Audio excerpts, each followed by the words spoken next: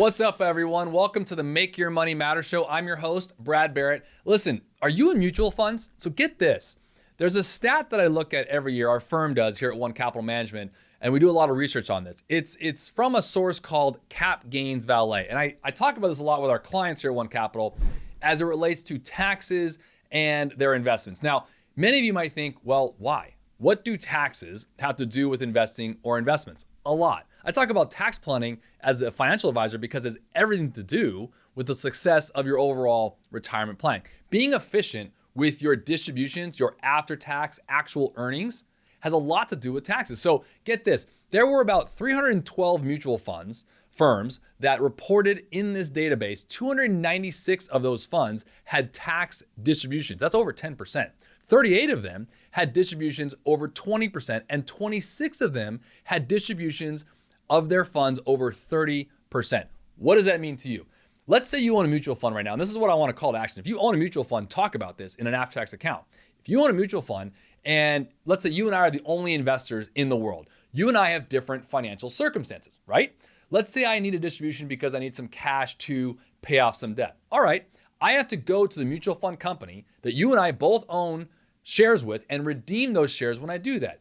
They're going to sell shares, and they're doing it, and they're passing along any taxes that are implied in those sales off for me to you. So you as a mutual fund owner, you might be getting, and likely are getting, passive income or income from your mutual funds that you had really no business in receiving.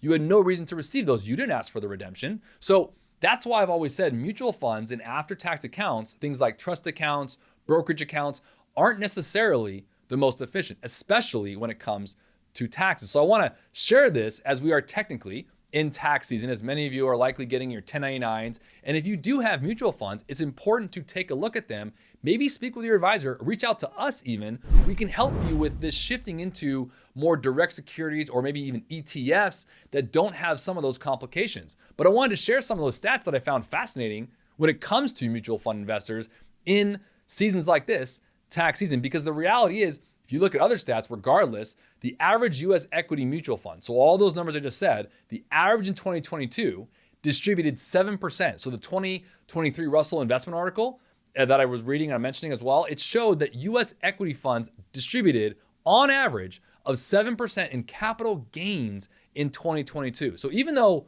stocks were down nearly 20%, could you imagine being a mutual fund investor, seeing a 7% on average distribution that you might have to pay taxes on, even though your fund that you own might have been down nearly 20% and you didn't even need the money in the first place? And I want to bring this up as awareness and education to the mutual fund world. And a lot of times it gets brought up more so in years like 2022 when you have a decline or a bear market and you're still receiving potentially taxable income. So if that's you, make sure you talk with your advisor about that. See if those funds are right for you going forward. This has a lot to do with after-tax accounts, not necessarily so much to do with IRAs or before tax accounts, but nonetheless, an important topic to talk about with your CPA as well and your tax advisor during this tax season. Hey, I hope that helps you. If you like the show and you want to see more, make sure to subscribe to the Make Your Money Matter show and always make your money matter.